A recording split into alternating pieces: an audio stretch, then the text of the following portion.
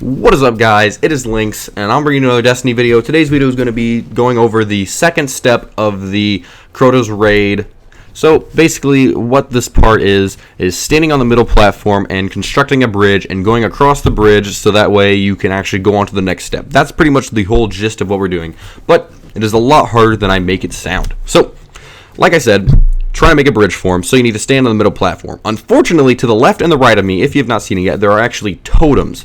Now, what these totems do is, as soon as anybody steps in the middle platform, anybody at all, these totems will actually glow bright red, and if they're red for long enough, they will explode, everyone will die. You'll have to wipe and reset. So, always be sure you have at least one person under each totem if you are planning on constructing the bridge, which is the way to get across. So, always have one person under the bridge, under the totem.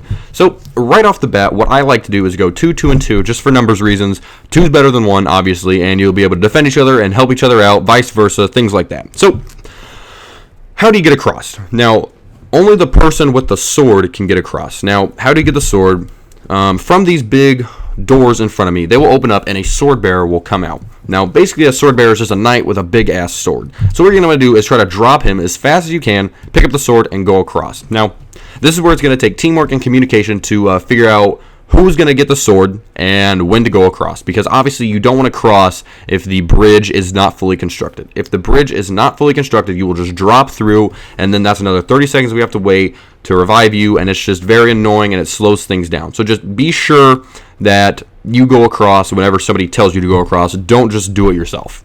So, and you'll know it above the my yellow glowing bar at the moment where my super energy is. You'll know it'll say bridge is fully constructed or bridge is deconstructing or something like that. So there's just indicators that will let you know when to go. So be sure you follow them. Now, what helps out a lot is, like in the first step, having a leader that calls the shots and everything like that. So what I would do in this situation is I would call out, who's going next with the sword, so that way no one's confused on, no, you grab the sword, or you grab the sword, and then the sword disappears, because the sword is on a time limit. So just have someone who is constantly calling that out. And also to call out when the sword bearer is coming down, which way he's going, just so everyone's on the same page and everybody knows what they're actually doing. So once you actually get across, this is when things start to get a little bit challenging. At first, getting the first 3 people across is the easy part of this, but once you actually get the 3 people across, this is when things get challenging. Now, this map is completely symmetrical. On the other side, there's a platform where you make the bridge, and then 2 totems as well. So the only thing different about on the other side is there are actually gatekeepers that are pretty much annoying as hell. Now, why not just kill the gatekeepers? Well, the only reason that is a problem is because the only way you can kill them is if you have the sword. Now, being level 31 obviously helps killing them because the gatekeepers are level 31 as well, but still, I mean, it's really hard to kill them, honestly. Personally, I wouldn't worry about them as much because they have a sword, they don't shoot anything, so if you can just keep running around the map, sure, they'll hit you every now and again, but you can pretty much dodge their attacks, not to mention the fact, as you can see, I'm under a totem pole, they can't actually hit me while I'm under here. So, they are the only thing that's different about the other side, and that makes things inevitably harder. So, this is where you're going to actually have to have teamwork and communication for the people to actually get people safely across. It's still going to be the same way. You're still going to need the sword to get across.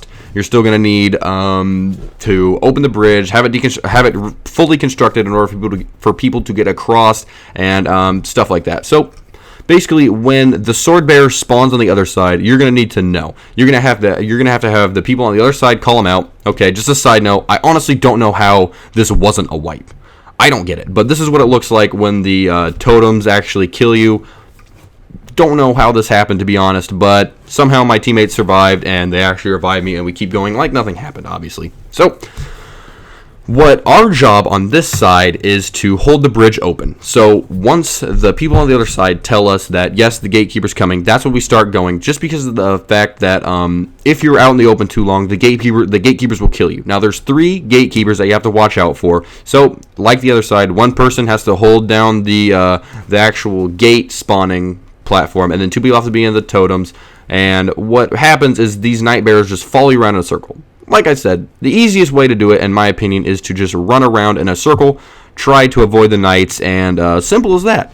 But it's still this is one of the most frustrating parts of the raid, in my opinion, completely, just because of the fact that the gatekeepers constantly get in your way. You can't even do damage on them. If you try to shoot them, it'll just say immune unless you have the sword. So, I mean, basically all you have to do is dodge them. I mean, that's pretty much it. Kill thralls, stuff like that. That's not a big deal, but just teamwork and communication is really going to help you get through this. Now, I'm going to go ahead and skip to after you get everybody across, just because this actually took us about 20 minutes to beat, just because of the fact that people kept dying, and we had to wait 30 seconds and revive them and stuff like that. So I'm going to go ahead and skip to the other part and explain getting to the end of this part of the raid.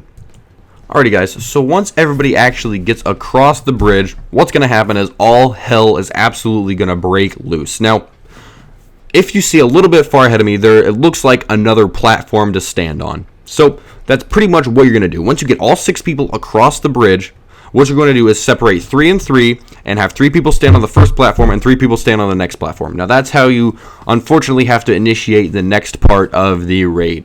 So as you can see, hallowed ogres.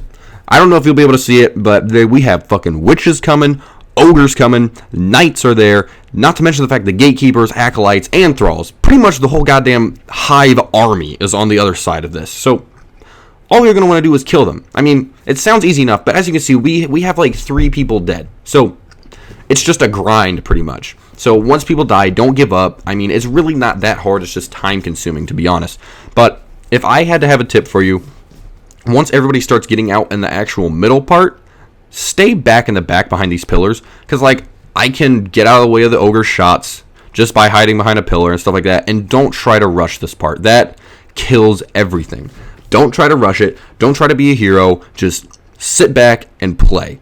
Just take your time, grind it out, and that's pretty much how you're going to beat this part of the raid. So, 3 ogres will actually spawn up. After you kill everything, like I said, you'll kill them all. Everything will spawn. Everything will go away. Your teammates will respawn, and then you'll actually be able to walk through a giant door onto the next part. I'm going to go ahead and skip this part just because, again, it's just a lot of killing enemies, dying, reviving, just stupid shit like that. So I'm going to go ahead and skip to the next part to show you what happens after you actually kill everything. Alrighty guys, so we're actually coming up on this last part of the step of the raid. So once you kill all the ogres, all the knights, all the wizards, all the ads and stuff like that, they will actually, all the thralls and stuff will actually disappear. You'll get your reward, and then the big gates to go on to the next step will open up. So if you enjoyed this video, don't forget to leave a like. If this helped you out in any way or all, don't forget to leave a like as well. I will have the third part of the raid in the description below for anything and everything Destiny. This has been Lynx. Thanks for watching, and I will see you in my next video.